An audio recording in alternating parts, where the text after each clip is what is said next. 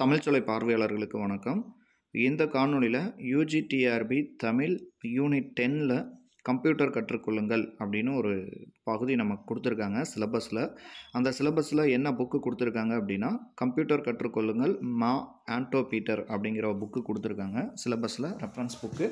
நம்ம அந்த புத்தகத்தில் நம்ம ஸ்கேன் பண்ணி தான் இப்போ நம்ம ஒவ்வொரு கிளாஸாக போட்டுக்கிட்டு இருக்கோம். இப்போ இதுக்கு முன்னாடி கிளாஸில் நம்ம 4 சீரியல் நம்பர் 4 பார்த்துருந்தோம். கம்ப்யூட்டர் பாகங்கள் பற்றி பார்த்துருந்தோம். இப்போ இந்த காணொலியில் மதர் போர்டு அண்டு மைக்ரோ ப்ராசஸரை பற்றி இந்த காணொலியில் பார்ப்போம். இது வந்து சீரியல் நம்பர் 5. நீங்கள் கமெண்ட்டில் போட்டிருந்தீங்க, இதுக்கு முன்னாடி 3, 2, 1 இந்த டாப்பிக்லாம் போடுங்க சார் அப்படின்னு சொல்லி போட்டிருந்தீங்க. கண்டிப்பாக நான் அடுத்த காணொலியில் அந்த 3ஐயும் சேர்த்து ஒரே காணொலியை நான் உங்களுக்கு போடுறேன். இந்த வகுப்பில் நம்ம என்ன பார்க்க போகிறோம்னா, மதர் போர்டும் மைக்ரோ ப்ராசஸரும் பற்றி பார்ப்போம். மதர் போர்டு அப்படின்னா என்ன அப்படின்னா, பயனாளரையும் கம்ப்யூட்டரையும் இணைக்கும் முதுகெலும்பு போல் மதர் போர்டு செயல்படுது அப்படின்னு சொல்கிறோம். இப்போ நம்ம கம்ப்யூட்டரையும் நம்மளையும் இணைக்கிறதே மதர் போர்டு தான் அப்படின்னு சொல்கிறோம். மதர் போர்டுனா இந்த கேபினெட், நேற்று பார்த்தோம் பார்த்தீங்களா கேபினெட், அந்த கேபினெட்டுக்குள்ளே தான் மதர் போர்டு இருக்கும். மதர் போர்டு தான் கம்ப்யூட்டருக்கான மூளை மாதிரி. இப்போ கம்ப்யூட்டரில் நம்ம எவ்வளோ ஸ்பீட் எல்லாமே கம்ப்யூட்டரில் இணையிறது, அதாவது கம்ப்யூட்டரில் என்ன நம்ம ஆக்டிவிட்டீஸ் கொடுக்குறோமோ அது செய்யுதோ எல்லாமே மதர் போர்டு பேஸ் பண்ணி தான் இருக்குது. சரிங்களா? அதனால தான் கம்ப்யூட்டரையும் நம்மளையும் இணைக்கிறது மதர் போர்டு தான் அப்படின்னு சொல்கிறாங்க. இதிலிருந்து தான் கம்ப்யூட்டரின் செயல்பாடுகள் ஆரம்பிக்கின்றன. தற்போது மார்க்கெட்டில் விற்கப்படும் மதர் போர்டுகள் பல சிறப்பு அம்சங்களை தன்னகத்தை கொண்டுள்ளன. Graphics card, sound card, LAN வசதி, மோடம் இவை அனைத்தும் மதர் போர்டிலேயே உள்ளீடு செய்யப்பட்டிருப்பதால் நாம் தனியாக குறிப்பிட்ட கார்டினை வாங்க வேண்டியதில்லை. ஆனால் அப்கிரேடு செய்ய முடியாது அப்படின்னு சொல்கிறாங்க.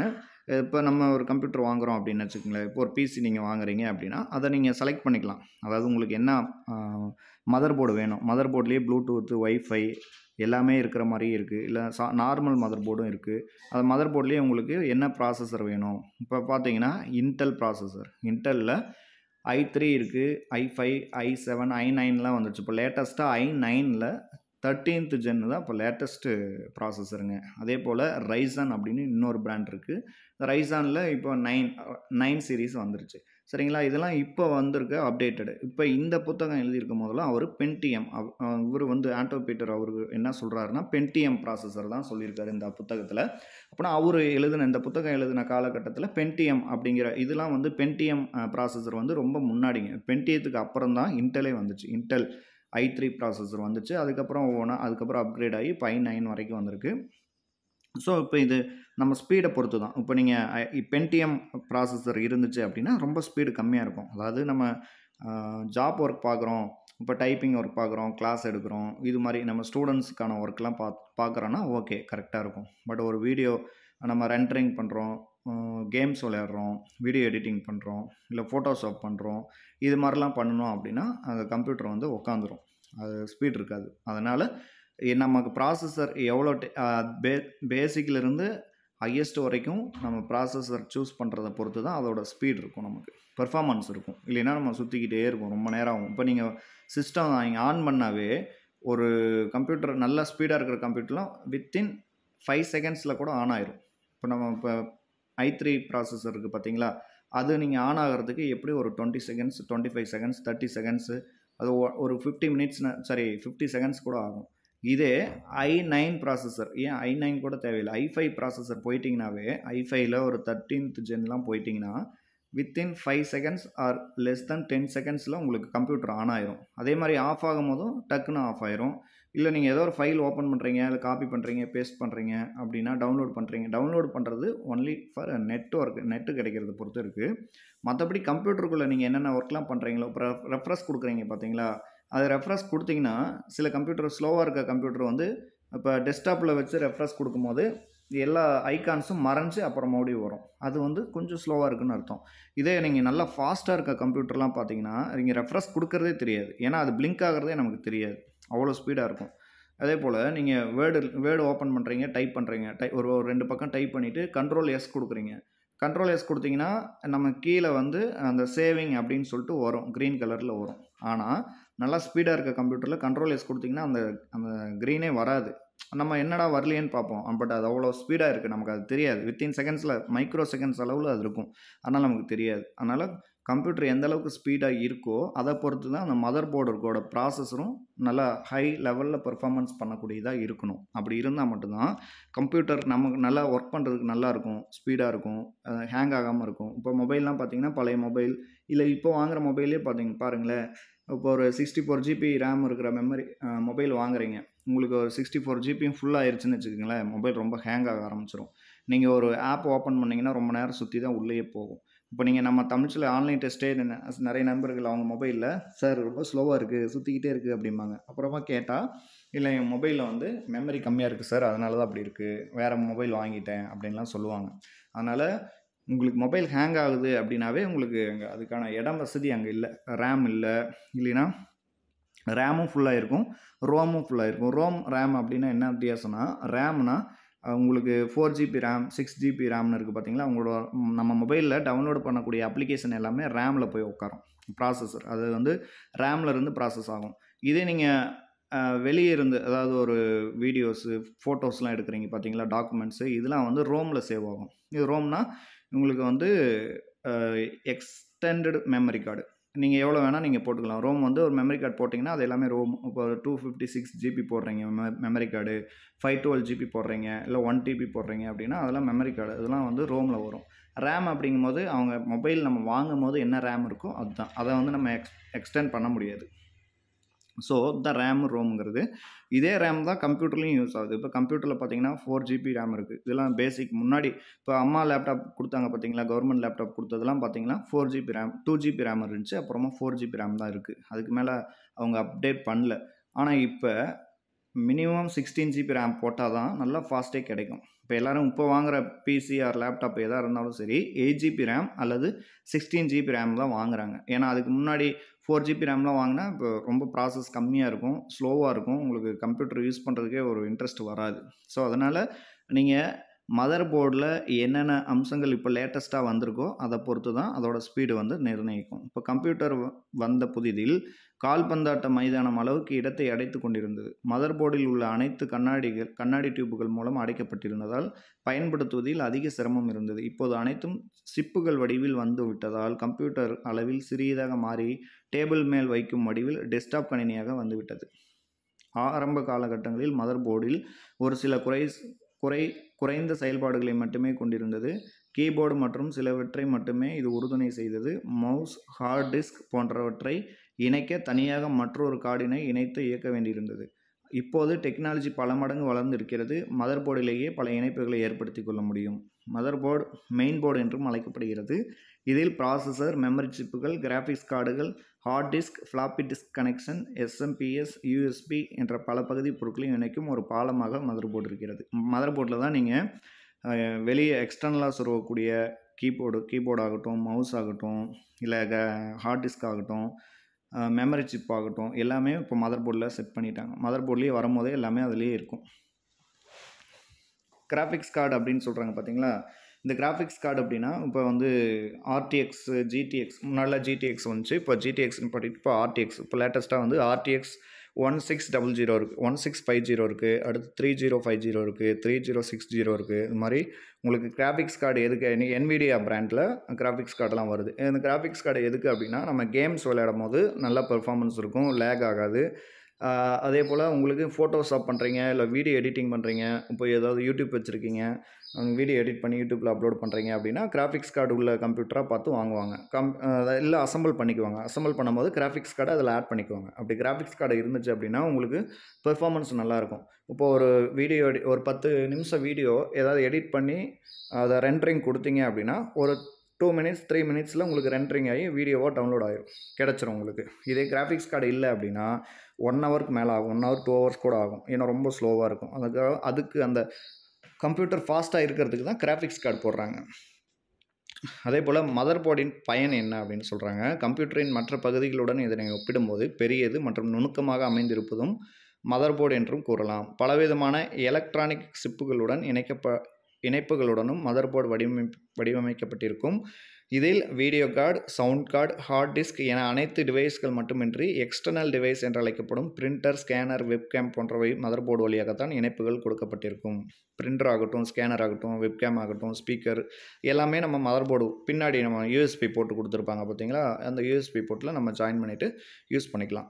ஏதேனும் ஒரு புதிய ஹார்ட்வேரை இணைக்க வேண்டுமென்றால் முதலில் நீங்கள் பயன்படுத்தும் மதர் போர்டு எந்த வகையைச் சேர்ந்தது என்பதை தெரிந்திருக்க வேண்டும். விலை குறைவான மதர் போர்டையோ அல்லது தரமற்ற மதர் போர்டையோ வாங்கியிருந்தால் புதிய ஹார்ட்வேரை இணைக்கும் போது பிரச்சனைகள் தரும், மேலும் நீண்ட நாள் உழைக்காது. இப்போ ஏதோ ஒரு ஹார்ட்வேர் நீங்கள் இணைக்கிறீங்க, இப்போ ஒரு புதுசாக நீங்கள் ஒரு ஸ்பீக்கர் வாங்கியிருக்கீங்க, இல்லை ஒரு ஒயர்லெஸ் மைக் வாங்கியிருக்கீங்க, அந்த மைக்கை நீங்கள் அதில் இணைக்கணும் அப்படின்னா அது லேட்டஸ்ட் மதர் போர்டாக இருக்கணும், இல்லை விலை உயர்ந்த கொஞ்சம் ரொம்ப பேசிக்காக இல்லாமல் ஒரு மீடியம் விலை கொண்ட மதர் போர்டாக இருக்கணும் அப்படின்னு சொல்கிறாங்க. அப்போ தான் உங்களுக்கு லைஃப் லாங்கும் வரும், அதே போல் நிறையா ட்ரைவ்லாம் சப்போர்ட் ஆகும். சில பேசிக் மதர் போர்டு நிறையா அப்ளிகேஷன் ஆகட்டும் இல்லை ட்ரைவ் ஆகட்டும் இது சப்போர்ட் பண்ணாது.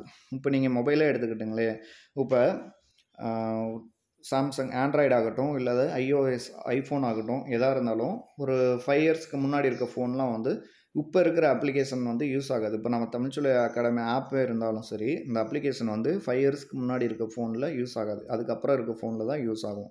அது ஆண்ட்ராய்டு வெர்ஷனை பொறுத்து இருக்குது. இப்போ ஆண்ட்ராய்டு 13 ரன் ஆகிட்டு இருக்கா, 13, அதுக்கு முன்னாடி 11 இருந்துச்சு, அடுத்து 10, 9க்கு முன்னாடி இருக்கிறதுலாம் ஒர்க் ஆகாது. இப்போ அதுக்கு மேலே இருக்கிற வெர்ஷன் ஆண்ட்ராய்டு வெர்ஷன் மட்டும்தான் இப்போ இருக்கிற ஆப்லாம் ஒர்க் ஆகும். அதே போல் தான் இது. நீங்கள் விலை கம்மியாக போன மதர் போர்டு ஆகட்டும், அதே மாதிரி தரமற்ற மதர் போர்டாக இருந்துச்சு அப்படின்னா, ஒரு பிராண்டடே இல்லாத மதர் போர்டாக இருந்துச்சுன்னா, மதர் போர்டுனா என்ன ஒன்றும் இல்லை, நீங்கள் அதாவது நிறைய கம்பெனியில் ஒவ்வொரு சிப்பாக இருக்குது பார்த்தீங்களா, ப்ராசஸரு அண்டு ஒவ்வொரு தனித்தனி ப்ராசஸர்லாம் இணைச்சி, இப்போ ஃப்ளாப்பி டிஸ்க் ஆகட்டும், மைக்ரோ ப்ராசஸர் ஆகட்டும், அடுத்து கிராஃபிக்ஸ் கார்டு ஆகட்டும், இது எல்லாத்தையும் இணைச்சது தான் ஒரு மதர் போர்டு. அந்த மதர் போர்டில் உங்களுக்கு இப்போ இருக்கிற மதர் போர்டில் வைஃபை, ப்ளூடூத்து எல்லாமே உள்ளே இன்பில்டாகவே வர மதர் போர்டெலாம் இருக்குது, நீங்கள் அதை வாங்கிக்கலாம். சரிங்களா? இப்போ அந்த மதர் போர்டை பற்றி உங்களுக்கு எதாவது கேள்விகள் கேட்பாங்க அப்படின்னா, மதர் போர்டு எதுக்கு யூஸ் ஆகுது அப்படின்னு கேட்பாங்க. இதில் உங்களுக்கு மதர் போர்டுக்கும் கம்ப்யூட்டருக்கும் என்ன சம்மந்தம், இல்லை நமக்கும் கம்ப்யூட்டருக்கும் முதுகெலும்பாக அமைவது எது அப்படின்னு கேட்பாங்க. நீங்கள் அதுக்கு ஆன்சர் மதர் போர்டு அப்படின்னு போடலாம். அது மாதிரி ஆப்ஷன்ஸ்லாம் கேட்பாங்க. இப்போ நீங்கள் நம்ம யூஜிடிஆர்பி டெஸ்ட் பேட்சில் இருக்கவங்களாகட்டும் இல்லை கிளாஸில் இருக்கவங்களுக்கும் நம்ம இது மாதிரி கேள்விகள்லாம் நம்ம நிறைய எடுத்து கொடுத்துட்ருக்கோம், அதனால் அவங்களுக்கு நிறைய தெரியும். மதர் போர்டில் என்னென்ன பாகங்கள் உள்ளடங்கியுள்ளன? சிப்செட் இருக்கும், ப்ராசஸர் இன்டர்ஃபேஸ் இருக்கும், மெமரி கண்ட்ரோலர் இருக்கும், ஐஓ கண்ட்ரோலர் இருக்கும், இன்டர்ஃபேஸ் ஸ்லாட்ஸ் இருக்கும், ரேம் ஸ்லாட்ஸ் இருக்கும், பயாஸ் போன்ற பல பாகங்கள் அடங்கியுள்ளன. மதர் போர்டில் என்னென்ன பாகங்கள் இருக்குது அப்படின்னு கேட்பாங்க.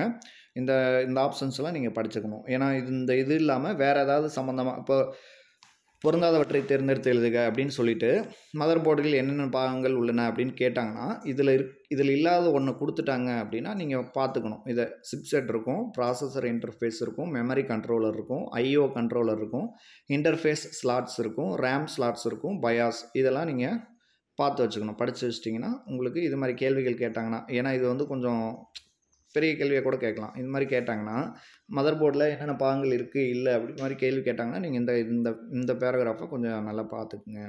அடுத்து மதர் போர்டின் இடது பக்கத்தில் ISA மற்றும் PCI என இருவகை ஸ்லாட்டுகள் முக்கிய பங்கை வகிக்கின்றன அப்படின்னு சொல்கிறாங்க. இதுவும் கேள்வியில் கேட்பாங்க. இடது பக்கத்தில் என்னென்ன ஸ்லாட் இருக்கும் அப்படின்னு கேட்பாங்க. அதில் ISA கொடுக்கலாம், இல்லை PCI கொடுக்கலாம். இது ரெண்டுமே தான் ஆன்சர். சில இதில் ISA கொடுப்பான், இன்னொரு ஆப்ஷனில் PCI கொடுத்துட்டு இன்னொரு ஆப்ஷனில் ISA மற்றும் PCIன்னு கொடுப்பான். இப்போ நீங்கள் என்ன சூஸ் பண்ணணும்? ISA மற்றும் PCI அப்படின்னு சூஸ் பண்ணணும். இதற்கு அடுத்து உள்ளது AGP ஸ்லாட். கம்ப்யூட்டர் கேம்ஸை கீபோர்டில் உள்ள கீயை அழுத்தி விளையாடுவோம். ஆனால் அதைவிட எளிதாகவும் வேகமாகவும் விளையாட ஜாய்ஸ்டிக் என்ற கருவியை கம்ப்யூட்டருடன் இணைக்க வேண்டும். அதற்கு தனியாக ஜாய்ஸ்டிக் போர்ட் இதில் உள்ளது அப்படின்னு சொல்கிறாங்க. இதில் ஜாய்ஸ்டிக்கை இணைத்து கேம்ஸ் விளையாடலாம். ஜாய்ஸ்டிக்கை இணைச்சு விளையாடக்கூடிய போர்ட்டு என்ன அப்படின்னு கேட்டாங்கன்னா AGP ஸ்லாட் அப்படின்னு நீங்கள் ஆன்சர் பண்ணணும். சரிங்களா? அதை படிச்சுக்குங்க. இதற்கு அடுத்து உள்ளது ஆடியோ சிப்செட். ஸ்பீக்கரை இதனுடன் இணைத்து பாடல்களை கேட்பதற்கு இந்த சிப்செட் பயன்படுகிறது அப்படின்னு சொல்கிறாங்க. மவுஸ் மற்றும் கீபோர்டை இணைக்க PS2 கனெக்டர் என்ற அமைப்பை பயன்படுத்தலாம் அப்படின்னு சொல்கிறாங்க. அதே போல் இந்த மாதிரி கேள்வியும் கேட்பாங்க. மவுஸ் மற்றும் கீபோர்டை இணைக்க மதர் போர்டில் எந்த கனெக்டர் பயன்படுத்தப்படுகிறது அப்படின்னு கேட்டாங்கன்னா PS2 அப்படின்னு போடுங்க. இதற்கு அடுத்து 25 பின் பேரலல் போர்ட் இருக்குது. அடுத்து 25 பின் சீரியல் போர்ட் என 2 வகையான கனெக்டர்கள் உள்ளன அப்படின்னு சொல்கிறாங்க. எத்தனை வகை கனெக்டர்கள் இருக்குது அப்படின்னு கேட்டாங்கன்னா 2 வகை. அது என்னென்னு 25 பின் பேரலல் போர்ட் ஒன்று இருக்குது, 25 பின் சீரியல் போர்ட் அப்படின்னு சொல்லி 2 வகை இருக்குது. இதற்கு அருகில் உள்ள யூஎஸ்பி கனெக்டர் தான் ஸ்கேனர், பிரிண்டர், டிஜிட்டல் கேமரா போன்றவற்றை இணைக்க பயன்படுகிறது அப்படின்னு சொல்கிறாங்க. அவங்க இமேஜ் ஒன்று கொடுத்துருக்காங்க. அடுத்து அது கீழே மதர் போர்டின் மையப்பகுதியில் உள்ளதே சிப்செட் ஆகும். இதுதான் மதர் போர்டுங்க. மதர் போர்டோட இமேஜ். இதில் ஒவ்வொன்றும் பார்ட் எங்கே இருக்குது, ஏஜிபி இங்கே இருக்குது, பிசிஐ இங்கே இருக்குது, அதுமாதிரி 3 பின் ஃபேன் கனெக்டர் இங்கே இருக்குது. அது மாதிரி உங்களுக்கு ஒவ்வொன்றும் இந்த எல்லோரும் புத்தகம் வச்சுருப்பீங்க, புத்தகத்தில் பார்த்துக்குங்க. இது எங்கே இருக்குது அப்படின்னு நீங்களே பார்த்துக்கலாம். இல்லை நான் கூட காமிக்கிறேன், அப்படி நீங்கள் பாஸ் பண்ணி ஒரு டைம் நீங்கள் பார்த்துக்குங்க இந்த இதை. இதுதான் மதர் போர்டு. மதர் போர்டில் என்னென்ன பாகம் எங்கே இருக்குது, என்னென்ன போர்ட் எங்கே இருக்குது, எங்கே பின் எந்தெந்த பின் எங்கே இருக்குது, ப்ராசஸரு, இந்த கிராஃபிக்ஸ் கார்டெலாம் எங்கே வைப்பாங்க, எல்லாமே இந்த இதில் அவங்க வந்து நோட் பண்ணி எழுதியும் காமிச்சிருக்காங்க. சரிங்களா? அடுத்து மதர் போர்டின் மையப்பகுதியில் உள்ளது சிப்செட் ஆகும். மதர் போர்டு மையப்பகுதி எங்கே இருக்குது, இங்கே இருக்குது, இந்த இங்கே இருக்குது பார்த்தீங்களா, ஆசஸ்ன்னு எழுதியிருக்கு பார்த்தீங்களா, அதுதான் சிப்செட்டு அப்படின்னு சொல்கிறோம். அடுத்து மதர் போர்டின் எவ்வாறு சிபிஐ ஒரு முக்கியமான பகுதியாக விளங்குகிறதோ அதே போல் மதர் போர்டில் முக்கியமான பகுதியாக சிப்செட் விளங்குகிறது அப்படின்னு சொல்கிறாங்க. சிப்புனா ஒன்றும் இல்லைங்க, அது ஒரு கம்பி மாதிரி, ஒரு காப்பர் கம்பி மாதிரி சின்னதாக சிப் இருக்கும். உங்களுக்கு தெரியும், இப்போ நம்ம சிம் கார்டு இருக்குது பார்த்தீங்களா, சிம் கார்டில் எப்படி சிப் இருக்குது அதே போல் தான். அதே போல் மதர் போர்டுனா இன்னும் கொஞ்சம் பெருசாக இருக்கும் அந்த சிப்செட். அதாவது ப்ராசஸர் ஆகட்டும், இந்த சிப் ஆகட்டும், எல்லாமே உங்களுக்கு இப்போ வர எல்லா ப்ராசஸரும் சிப் வடிவத்தில் தான் இருக்கும். பழைய கால கம்ப்யூட்டரில் தான் உங்களுக்கு பெருசாக கண்ணாடி டியூப்புக்குள்ளே வந்து இருக்கும். இப்போ வந்து எல்லாமே ஒரு நம்ம பாக்கெட்டுக்குள்ளே எடுத்துகிட்டு போகிற மாதிரி சிப்பில் வந்துருச்சு எல்லாமே. இப்போ பார்த்தீங்கன்னா ஹார்ட் டிஸ்கே ரொம்ப பாக்கெட்டுக்குள்ளே போட்டு போகிற மாதிரி 2000 ஜிபி ஹார்ட் டிஸ்கே வந்து சிப்பு வடிவத்தில் வந்துருச்சு. இப்போ மெமரி கார்டே பாருங்களேன், 512 ஜிபி இருக்குது. அது சாதாரண ஒரு மெமரி கார்டு சின்னதாக தான் இருக்குது. தொலைஞ்சு போச்சுன்னா அவ்வளோதான் போச்சு, 500 ஜிபி காலி. ஆனாலும் அதை நம்ம சின்ன ஒரு நம்ம ஒரு சுண்டு விரலும் பாதி ஒரு 1 இன்ச் சைஸ் தான் கையில் இருக்குது. அது மாதிரி டெக்னாலஜி வளர்ந்ததுனால எல்லாமே சிப் வடிவில் கொண்டு வந்ததுனால அதை எல்லாத்தையும் மதர் போர்டுக்குள்ளே வச்சு ஈஸியாக நம்ம ஒரு சின்ன கேபின்லேயே அடைச்சிடறோம். அதை அடைச்சிட்டு டெஸ்க்டாப்பில் வச்சிடறோம். அதுதான் கம்ப்யூட்டர் அப்படின்னு சொல்லி இப்போ யூஸ் பண்ணிகிட்டு இருக்கோம். கம்ப்யூட்டரில் உள்ள அனைத்து பகுதிகளையும் இணைக்கும் ஒரு தகவல் தளமாக சிப்செட் செயலாற்றுகிறது. நார்த் பிரிட்ஜ் மற்றும் சவுத் பிரிட்ஜ் என இரண்டு வகையாக பிரிக்கப்பட்டிருக்கும். ப்ராசஸர், மெமரி மற்றும் பிசிஐ பிரிட்ஜ் போன்றவை நார்த் பிரிட்ஜ் பகுதியில் இணைக்கப்பட்டிருக்கும். ஓகேங்களா? ஸ்டோரேஜ் டிவைஸ் மற்றும் ஐஓ டிவைஸ் போன்றவை சவுத் பிரிட்ஜில் உள்ளடக்கி இருக்கும். இதை நீங்கள் நல்லா படிச்சுக்குங்க. எது சவுத் பிரிட்ஜில் இணைச்சிருப்பாங்க, எது நார்த் பிரிட்ஜில் இணைச்சிருப்பாங்க அப்படின்னு சொல்லியிருக்காங்க பாருங்கள். ஓகேவா? இதை கேள்வியில் கேட்டாலும் கேட்பாங்க. நார்த் பிரிட்ஜ் மற்றும் சவுத் பிரிட்ஜ் என 2 வகையாக பிரிக்கப்பட்டிருக்கும். சரிங்களா? எது சிப்செட்டு? ப்ராசஸர், மெமரி மற்றும் பிசிஐ பிரிட்ஜ் மூணு வந்து நார்த் பிரிட்ஜ்லேயும் 2 வந்து சவுத் பிரிட்ஜ்லேயும் உள்ளடங்கி இருக்கும். எதில்? சிப்செட்டில் அப்படின்னு சொல்கிறாங்க. ப்ராசஸர், மெமரி, பிசிஐ பிரிட்ஜ் இது 3 நார்த் பிரிட்ஜ்லேயும். அடுத்து ஸ்டோரேஜ் டிவைஸு, ஐஓ டிவைஸ், இந்த 2 டிவைஸ்னு வருது பார்த்தீங்களா, 2 டிவைஸும் சவுத் பிரிட்ஜ். நார்த் பிரிட்ஜில் ப்ராசஸர், மெமரி, பிசிஐ. ஓகேங்களா? இது 3 நார்த்து. 2 டிவைஸ், என்ன device? Storage device, IO device. இது 2ம் சவுத் பிரிட்ஜில் உள்ளடங்கியிருக்கும். இது எல்லாமே சிப்செட்டில் சொல்கிறாங்க. ஓகேங்களா? இதுக்கு அடுத்து உள்ள பயாஸ் மதர் போர்டில் முக்கிய பங்கு வகிக்கிறது. பயாஸ்னால் என்னென்னா பேசிக் இன்புட் அவுட்புட் சிஸ்டம், இதன் விரிவாக்கமாகும். இந்த பயாஸ் என்பது ரோம் சிப்பில் உள்ளீடு செய்யப்பட்டிருக்கும். ரோம்னா என்னன்னு தெரியுமா? ரோம்னா மெமரி ஸ்லாட் தான். அந்த மெமரி சிப்பில் உள்ளீடு செய்யப்பட்டிருக்கும். இந்த சிப்பில் உள்ள ப்ரோக்ராம் வழியாக கம்ப்யூட்டரில் உள்ள இயக்கத்தளம் இயங்குமாறு இதில் கட்டளைகள் அமைக்கப்பட்டிருக்கும். இதில் கம்ப்யூட்டரில் உள்ள ஹார்ட்வேர் பற்றின தகவல் முழுவதும் இருக்கும். நமக்கு வேண்டிய ஆப்ஷன்களை மாற்றி அமைத்துக் கொள்ளலாம். உதாரணமாக ஃப்ளாப்பி டிஸ்கை இயக்க வேண்டுமானால் பயாஸ்க்கு சென்று ஃப்ளாப்பி டிரைவை ஆன் செய்ய வேண்டும். இது போன்ற நிறைய ஆப்ஷன்கள் இதில் உள்ளன. ஃப்ளாப்பி டிஸ்க்னால் அதுவும் மெமரி ஸ்லாட் தான். மெமரி மாதிரி யூஸ் பண்ணுறது தான் ஃப்ளாப்பி டிஸ்க்கும். சரிங்களா? இது எல்லாத்துக்கும் இந்த பயாஸ் மூலமாக போயிட்டு இந்த ஃப்ளாப்பி டிஸ்க்லாம் கண்ட்ரோல் பண்ணிக்கிறாங்க அப்படின்னு சொல்கிறோம். வேறு ஒன்றும் இல்லை. அடுத்து டேட்டா பஸ் வித் அப்படின்னு சொல்கிறது. டேட்டா பஸ் வித் அப்படின்னா என்ன அப்படின்னா, கம்ப்யூட்டரின் வேகத்தை நிர்ணயிக்கும் ப்ராசஸர்கள் செயல்படும் வேகத்தையே பஸ் வித் என்று அழைக்கிறோம். அதாவது வேகம், ப்ராசஸர் எவ்வளோ வேகத்தில் செயல்படணும் அப்படின்னு நிர்ணயிக்கிறது தான் பஸ் வித் அப்படிங்கிறோம். இப்போதுள்ள பென்டிஎம் வகை மதர் போர்டுகளில் டேட்டா பஸ் வித்துகளின் வேகம் 64 பிட் வரை உள்ளன. பென்டிஎம் வகை மதர் போர்டு ஒரு ஆசிரியர் இவர் எழுதும் போது பென்டிஎம் தான் லேட்டஸ்ட்டாக இருந்திருக்கு. இப்போ வந்து பென்டலுக்கு அடுத்து இன்டெல் வந்துருச்சு. இன்டெல் அண்டு ரைசன், இந்த 2 ப்ராசஸரும் வந்துருச்சு. அது இன்டெல்லையும் இப்போ i9 வந்துருச்சு, ரைசனில் 9th சீரீஸ் வந்துருச்சு. சரிங்களா? அதுலேயும் இப்போ இருக்கிறது 64 பிட் தான் இருக்குது. ஆனாலும் இப்போ ப்ராசஸர் வேறு அப்படிங்கிறதுனால ஸ்பீடு அதிகரிக்கும். இப்போ பென்டிஎம்மோட ஒப்பிடும்போது 100 மடங்கு ஸ்பீடு இப்போ அதிகமாகிடுச்சு. ஓகேங்களா? இதில் 32 பிட் தகவல்களை சேமிக்கவும் மீதமுள்ள 32 பிட் தகவல்களை கொடுக்கவும் பயன்படுகிறது. பொதுவாக மல்டிமீடியா சாஃப்ட்வேர்களை இயக்கும் போது பஸ் வித்துகளின் வேகம் அதிகம் இருக்க வேண்டும் அப்படின்னு சொல்கிறாங்க. அப்போது தான் விரைவாக ஃபைல்களை இயக்க முடியும் அப்படின்னு சொல்கிறாங்க. மதர் போர்டின் எதிர்காலம் எப்படி இருக்கும் மதர் போர்டுக்கு அப்படின்னா, இப்போது உள்ள மதர் போர்டை விட செயல்திறனிலும் பயன்பாட்டிலும் அதிகப்படியான வளர்ச்சி எதிர்காலத்தில் வரும் மதர் போர்டுகள் உள்ளடக்கி இருக்கும். 10 வகையான யூஎஸ்பி போர்ட்டுகளை இதில் உள்ளடக்கலாம். மேலும் ஃபயர்வால், டால்பி டிஜிட்டல் ஆடியோ மற்றும் வீடியோ கார்டுகள் அனைத்தும் இதில் உள்ளீடு செய்யப்பட்டிருப்பதால் கூடுதலாக நம்ம எதையும் தனியாக வாங்க வேண்டியதில்லை அப்படின்னு சொல்கிறாங்க. இப்போ நீங்கள் வாங்கினாலே தெரியும். இப்போ லேப்டாப் வாங்குறீங்க, ஒரு டேப் வாங்குறீங்க, மொபைல் வாங்குறீங்க, எல்லாத்துலேயும் இப்போ டால்பி ஆடியோ சிஸ்டம்னு கொண்டாந்துட்டாங்க பார்த்தீங்களா? இப்போ நீங்கள் தேட்டர்லாம் போனீங்கன்னா டால்பி அப்படின்னு வரும், டால்பி சவுண்ட்ஸ் அப்படின்னு வரும். தேட்டர்லேயே முன்னாடி விளம்பரப்படுத்துவாங்க, டால்பி 5.1 சேனல் அப்படின்னு போட்டிருப்பாங்க. அந்த டால்பி சவுண்ட்ஸ் இருந்துச்சு அப்படின்னா உங்களால் இப்போ நீங்கள் உங்களை சுற்றியும் இப்போ ஒரு மழை வருது அப்படின்னு வச்சுக்கோங்களேன். ஃபஸ்ட்டில் ரைட்டில் மழை வருது, அப்புறம் லெஃப்ட்டில் மழை வருது அப்படின்னா இவ்வளோ ஒரு புல்லட்டு தான் வருது, உங்களுக்கு 2 பக்கம் வருது. புல்லட்டு நீங்கள் சென்டரில் இருக்கீங்க, உங்களை சுற்றியும் புல்லட்டு வருது அப்படின்னா சவுண்டு தெரியும் உங்களுக்கு, நல்லா நீங்கள் அப்சர்வ் பண்ணலாம். அதாவது நம்ம தலையை சுற்றியும் 360 டிகிரிலையும் இந்த சவுண்ட் எஃபெக்ட் மாறி மாறி வரும். இப்போ ஒருத்தன் ரைட்லேருந்து ஓடி வந்துட்டு அப்படியே நமக்கு பின்னாடி அப்படியே லெஃப்ட்டில் போகிறான்னு வச்சுக்கோங்களேன். அங்கே ரைட்டில் ஃபஸ்ட்டு ரைட் ஸ்பீக்கர் மட்டும் கேட்கும் நமக்கு சவுண்டு, மற்ற எல்லா ஸ்பீக்கரும் ஆஃப் ஆயிரும். அப்படியே நம்ம பின்னாடி வந்தோம்னா நமக்கு தலைக்கு பின்னாடி இருக்க சவுண்டு கேட்கும், நல்லா நமக்கு பின்னாடி தான் இருக்கான்னு நல்லா உணர முடியும். அப்படியே லெஃப்ட்டில் போகிறான்னா லெஃப்ட்டில் நல்லா ஸ்பீக்கர் ஓப்பன் ஆகும், அதாவது மற்ற ஸ்பீக்கர்லாம் ஆஃப் ஆயிரும். அது மாதிரி அதுதான் டால்பி ஆடியோ சிஸ்டம். இப்போ வர மொபைல், இப்போ நீங்கள் மொபைல் வாங்குறீங்கன்னா வச்சுக்கோங்களேன், மொபைல்லே எல்லாமே டால்பி ஆடியோ சிஸ்டம் வந்துருச்சு. முன்னாடி நம்ம ஸ்டார்டிங்கில் ஆண்ட்ராய்டில் லெனோவோ பிராண்டு தான் ஃபஸ்ட்டு டால்பி சிஸ்டத்தை கொண்டாந்தாங்க. இப்போ என் ஃப்ரெண்டு கூட வச்சுருந்தான் அதை, லெனோவோ மொபைலில் டால்பி ஆடியோ சிஸ்டம் வச்சுருந்தேன். இப்போ எல்லா மொபைல்லையும் பேசிக்காக இப்போ ஒரு 15,000க்கு மேலே போடுற எல்லா மொபைல்லையும் இப்போ டால்பி ஆடியோ சிஸ்டம் வந்துருச்சு. Dolby audio and video system sounds தான். அது டால்பி சவுண்ட்ஸ் இருந்துச்சுன்னா அது வீடியோக்கும் சப்போர்ட் ஆகும், ஆடியோக்கும் சப்போர்ட் ஆகும். இது இப்போ இருக்க எல்லா சினிமா தேட்டர்லேயும் இந்த டால்பி சிஸ்டம் வந்துருச்சு. அண்ட் இவங்க இந்த மதர் போர்ட்லேயும் இப்போ Dolby audio and video system வந்துருச்சு. சரிங்களா? அது முன்னாடி இருக்கும்போது டால்பி வராது, தெரியாது யாருக்கும். இப்போ டால்பி இப்போ ரொம்ப ஃபேமஸ் ஆனதுனால இப்போ டால்பி சிஸ்டம் எல்லாத்துலேயும் கொடுக்க ஆரம்பிச்சிட்டாங்க. இப்போ நீங்கள் லேப்டாப் வாங்கினாலும், ஒரு டெஸ்க்டாப், ஒரு மானிட்டர் வாங்குறீங்க, ஒரு டிவி, இப்போ ஆண்ட்ராய்டு டிவி எல்லா டிவிலையும் டால்பி ஆடியோ சிஸ்டம் வந்துருச்சு. சரிங்களா? டால்பி ஆடியோ வாங்கிட்டீங்க அப்படின்னா உங்களுக்கு சவுண்ட் எஃபெக்ட் நல்லாயிருக்கும். அடுத்து மைக்ரோ ப்ராசஸர் தொழில்நுட்பம். கம்ப்யூட்டர் என்று எடுத்துக்கொண்டால் அதில் பல்வேறு தொழில்நுட்பமும் உள்ளடக்கி இருக்கும். அதில் ஒவ்வொன்றும் ஒவ்வொரு முக்கிய பணிகளை செய்கிறது.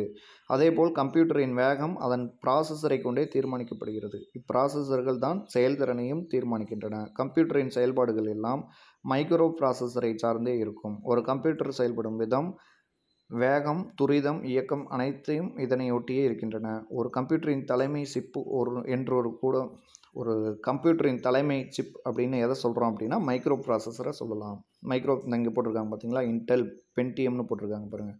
இதுதான் ஒரு கம்ப்யூட்டரோட ஹெட்டுன்னு சொல்கிறோம். ஒரு மதர் போர்டுக்கு ஹெட்டு, ஒரு கம்ப்யூட்டருக்கு தலைமை சிப் அப்படின்னா அதுதான் ப்ராசஸர், மைக்ரோ ப்ராசஸர்னு அர்த்தம். இப்போ மைக்ரோ ப்ராசஸர் தான் ஒரு கம்ப்யூட்டரோட ஸ்பீடு எல்லாமே, இயங்குதளம் எல்லாத்தையும் அதுதான் தீர்மானிக்கும். 30 ஆண்டுகளுக்கு முன் கம்ப்யூட்டர்கள் ஒரு அறையின் அளவில் இருந்தன. இவற்றில் மைக்ரோ ப்ராசஸர்கள் கட்டமைப்பே பெரும் பங்கு வகித்தது. எண்ணற்ற டிரான்சிஸ்டர்களின் கூட்டமைப்பே மைக்ரோ ப்ராசஸர் ஆகும். தற்போது இதன் அளவு குறுகி ஒரு தீப்பெட்டி அளவிற்கு வந்துவிட்டது. பெரும்பாலும் மைக்ரோ ப்ராசஸர்கள் எண் அளவுகளில் குறிப்பிடப்பட்டுள்ளன. உதாரணத்திற்கு 4 வரை பல்வேறு புதிய மைக்ரோ ப்ராசஸர்கள் வெளியீடுகள் வணிகத்தில் பயன்படுத்தப்படுகின்றன. ஒவ்வொரு வெளியீடுகளிலும் புது தொழில்நுட்பம் அறிமுகப்படுத்தப்பட்டு வருகிறது. ஒரு கம்ப்யூட்டரின் விலை கூட மைக்ரோ ப்ராசஸரை பொறுத்தே மாறுபடுகிறது. கணக்கியல் பணிகளை செய்வதற்கும் மைக்ரோ ப்ராசஸருடன் இணைந்து ப்ராசஸர் தன்னுடன் பணிகளை செய்கிறது. இந்த 4ன்னு சொல்கிறாங்க பார்த்தீங்களா, அந்த இன்டெல் பென்டிஎம் 4ன்னு இருக்குது பார்த்தீங்களா, இதுதான். இப்போ இது இன்டெல் i3 இருக்குது பார்த்தீங்களா, அந்த 3ங்கிறது அந்த நம்பர். இங்கே 4ன்னு இருக்க மாதிரி அங்கே 3. 5 5 இன்டெல் 5. அடுத்து i9னா இன்டெல் 9 அப்படின்னு சொல்கிறோம். அதில் ஜென்ரேஷன் இருக்குது. ஃபஸ்ட்டு ஜென்ரேஷன், செகண்ட் ஜென்ரேஷன், அது மாதிரி இப்போ 13th ஜென் வரைக்கும் போயிட்டுருக்கு. அடுத்து ஒவ்வொரு வெளியீடுகளிலும் புது புது தொழில்நுட்பம் அறிமுகப்படுத்தப்பட்டு வருகிறது. ஒரு கம்ப்யூட்டரின் விலை கூட மைக்ரோ ப்ராசஸரை பொறுத்தே மாறுபடுகிறது. ஏன்னா மைக்ரோ ப்ராசஸரை பொறுத்து தான் இப்போ ரேட்டும் மாறும். இப்போ நீங்கள் இப்போ லேட்டஸ்ட்டாக இருக்கக்கூடிய i9 13th ஜென்லாம் போயிட்டிங்கன்னா 1 லேக்கு மேலே தான் இருக்கும். ஒரு 1,20,000 மேலே தான் வரும். அது கம்மியாக இருக்காது. சரிங்களா? இதே i5 இல்லை i7லாம் வாங்கினீங்கன்னா ஒரு 70,000 80,000 வாங்கலாம். அதுக்கு கீழே நீங்கள் வாங்கணும் 50,000 40,000னா i3யில் வாங்கலாம். i3 ப்ராசஸரில் வாங்கலாம். சரிங்களா?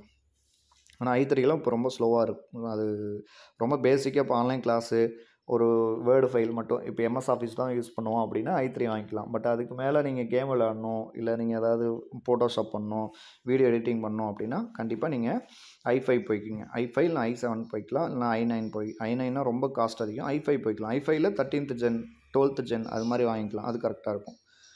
அடுத்து நவீன மைக்ரோ ப்ராசஸர்கள் அப்படின்னா தற்போது வந்துள்ள நவீன மைக்ரோ ப்ராசஸரை பற்றி பார்ப்போம் அப்படின்னு சொல்கிறோம். இன்டெல் நிறுவனத்தில் பல வகை திறன் கொண்ட ப்ராசஸர்கள் தற்போது பலராலும் உபயோகப்படுத்தப்பட்டு வருகின்றன அப்படின்னு சொல்கிறோம். இப்போ ரைசன் இருக்குது, ஆனால் இவர் ஆத்தர் இருக்கும்போது ரைசான் இல்லை, இன்டெல் மட்டும் தான் இருந்துச்சு. இப்போ ரைசான் இருக்குது. அடுத்து இவர்களின் ஆராய்ச்சி இவர்களின் ஆராய்ச்சி குழு அவ்வப்போது சில ஆராய்ச்சிகளை செய்து மேலும் ப்ராசஸர்களின் வேகத்தை அதிகரிக்கும்படியாக செய்வார்கள். அப்படி மேற்கொள்ளப்பட்ட சோதனையின் விளைவாக தற்போது மிக சக்தி வாய்ந்த ப்ராசஸரை கண்டுபிடித்துள்ளார்கள்.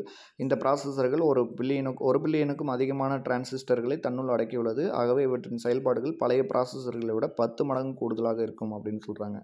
இந்த தொழில்நுட்பம் பம்ப்லெஸ் பில்டப் லேயர், சுருக்கமாக BBUL என்று அழைக்கப்படுகிறது. இந்த தொழில்நுட்பம் இப்போ இந்த ப்ராசஸர்லாம் ஒரு சிப் வடிவில் கொண்டாந்துட்டாங்களே, இதில் பார்த்தீங்கன்னா உங்களுக்கு 1 பில்லியன் டிரான்சிஸ்டரை இந்த ஒரே ஒரு சிப்பில் கொண்டாந்துட்டாங்களே, இதுக்கு பேர் தான் இந்த BBUL அப்படின்னு சொல்கிறோம். இந்த தொழில்நுட்பத்துக்கு பேர்.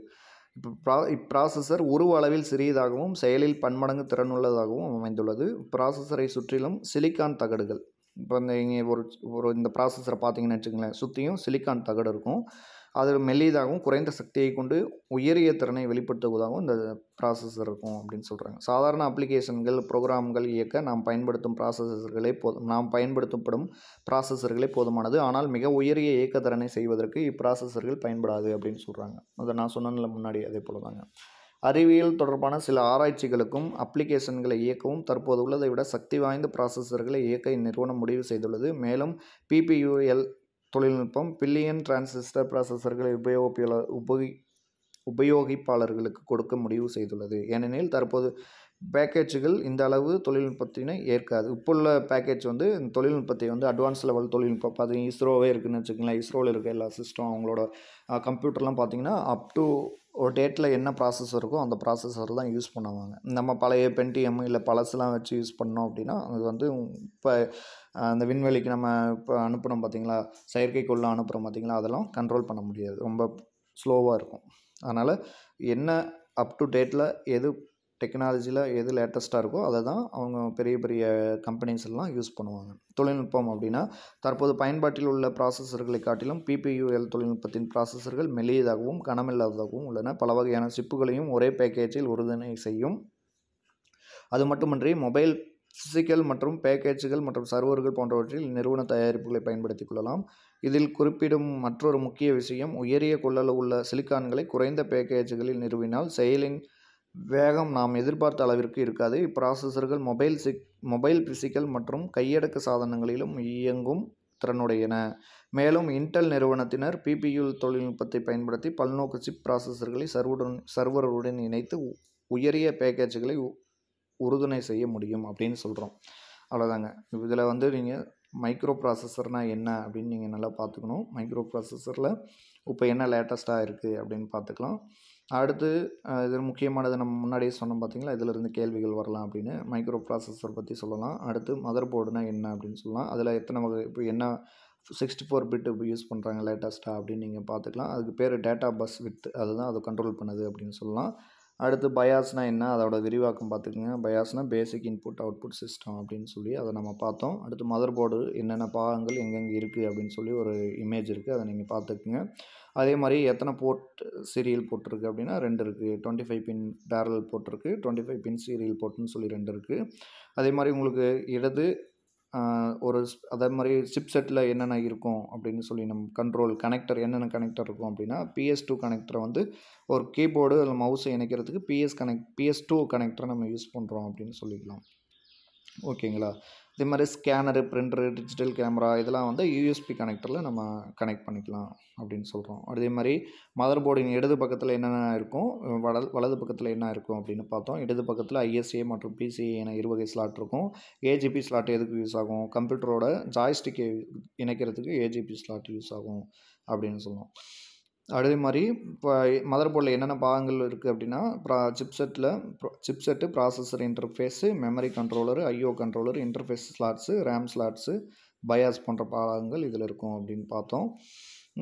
அதுக்கப்புறம் மதர் போர்டின் பயன்கள் நீங்கள் ஒரு டைம் ரீட் அவுட் பண்ணிக்கிங்க, இல்லை நான் சொன்னதை ஒரு டைம் கேட்டுக்குங்க, அவ்வளோதான். அடுத்த இந்த மதர் போர்டு டாபிக் முடிஞ்சு. அடுத்த காணொலியில் நமக்கு 1 to 3 அந்த 3 டாப்பிக்கையும் போட்டுறேன். அதுக்கப்புறம் 6, 7, 8 அப்படி நம்ம வரிசையாக பார்ப்போம். ஓகே ஃப்ரெண்ட்ஸ், நீங்கள் நல்லா படிச்சுக்குங்க. இதில் என்னென்ன கேள்விகள் வரும் அப்படின்னு சொல்லியிருக்கேன், அதை நீங்கள் பார்த்துக்குங்க. அடுத்த காணொலியில் நம்ம அடுத்த காணொலி பார்ப்போம், அடுத்த டாபிக் பார்ப்போம். நன்றி, வணக்கம்.